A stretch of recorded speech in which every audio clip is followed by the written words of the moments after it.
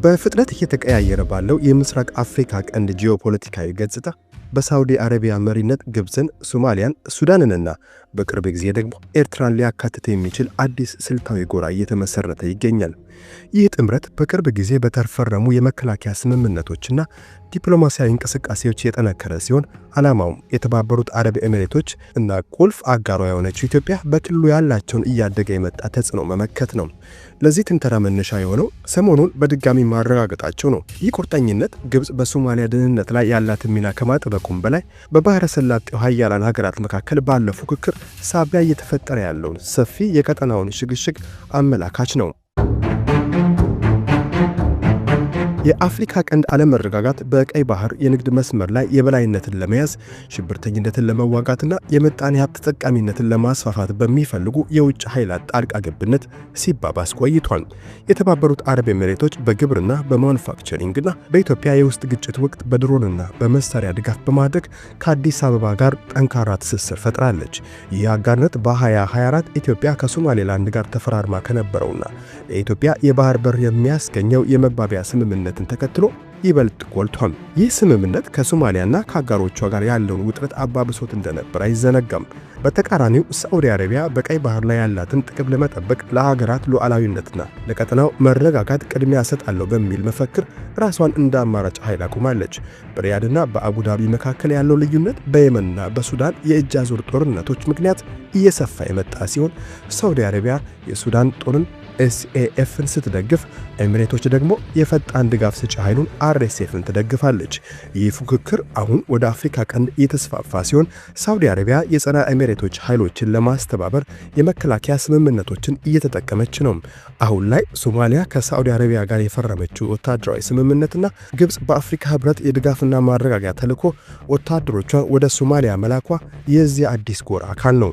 የሱዳን በዚህ ጥምረት ውስጥ መካተት ሳዑዲ ለሱዳን ጦር ከምታደርገው የገንዘብና የሎጂስቲክ ድጋፍ የመጣ ሲሆን ይህም የኢትዮጵያን ተጽዕኖ ለመገደብ ከግብፅና ከሶማሊያ ፍላጎት ጋር ይገጥማል። ታሪካዊቷ የኢትዮጵያ ባላጋራ ኤርትራም በኤሚሬቶች የጦር ሰፈሮችና በኢትዮጵያ የመስፋፋት ፖሊሲ ላይ ካላት ስጋት የተነሳ ወደዚህ ጎራ እንደምትቀላቀል ይጠበቃል። የቀይ ባህር አክሰስ ተብሎ የሚጠራው ይህ ስብስብ የቱርክና የኳታር ድጋፍ ያለበት ሲሆን የሪያድ ዓላማም የሀገራትን ግዛታዊ አንድነት መጠበቅ የሚል ግብ ተለጥፎበታል። ዋና ግቡ ግን ለሳዑዲና ግብፅ ጥቅም መቆም ቢሆንም ሳዑዲ አረቢያ ይህንን ጥምረት ማቀናጀቷና ወታደራዊ ስምምነትን በቅርቡ ዩኤኢን ካስወጣችው ሶማሊያ ጋር መግባቷ ሪያድ ከኤሚሬቶች ጋር በጋራ ወደ ቀጥተኛ ፉክክር መሸጋገሯን ያሳያል። ሪያድ ከሶማሊያ ጋር ወታደራዊ አጋርነት በመፍጠር የግብፅን መገኘት በማጠናከር በቀይ ባህር ምዕራባዊ ዳርቻ ላይ የተባበረ ግንባር ፈጥራለች።